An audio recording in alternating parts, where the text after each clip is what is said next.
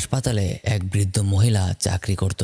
সেই হাসপাতালের নিয়ম ছিল হাসপাতালের জীবিত রোগীদেরকে তারা হাতে সবুজ ব্যান্ড পরিয়ে রাখত, আর যারা মৃত মর্গে যাওয়ার পর তাদের হাতে লাল ব্যান্ড পরিয়ে রাখত। তো একদিন সেই ডাক্তারকে বলা হয় মর্গে যাওয়ার জন্য, সেখানে বিশেষ কিছু কাজ আছে।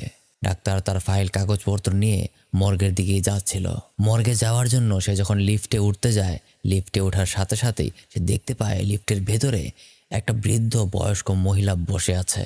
মহিলাটাকে দেখতে তার কিছুটা অদ্ভুত লাগছিল, কারণ মহিলাটা আর 10টা মহিলার মতো না। যাই হোক, ব্যাপারটাকে সে তেমন একটা গুরুত্ব না দিয়ে লিফটে উঠে পড়ে। কিন্তু উঠে সে দেখতে পায় মহিলাটা কোথাও যাওয়ার জন্য লিফটের কোনো বাটনে প্রেস করেনি। তাহলে মহিলাটা লিফটে উঠে আছে কেন? এই প্রশ্নটা তার মাথার মধ্যে আসে।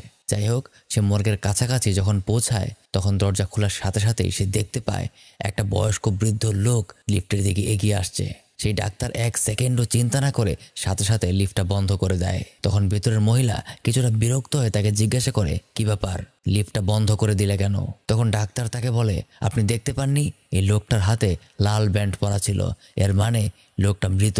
গতকাল আমি নিজেই তার মর্গের রিপোর্ট সাইন করেছি। আর তখনই সেই বৃদ্ধ মহিলা নিজের হাতটা দেখিয়ে বলে, দেখো তো, তুমি কি এই রকম লাল ব্যান্ডের কথা বলছো?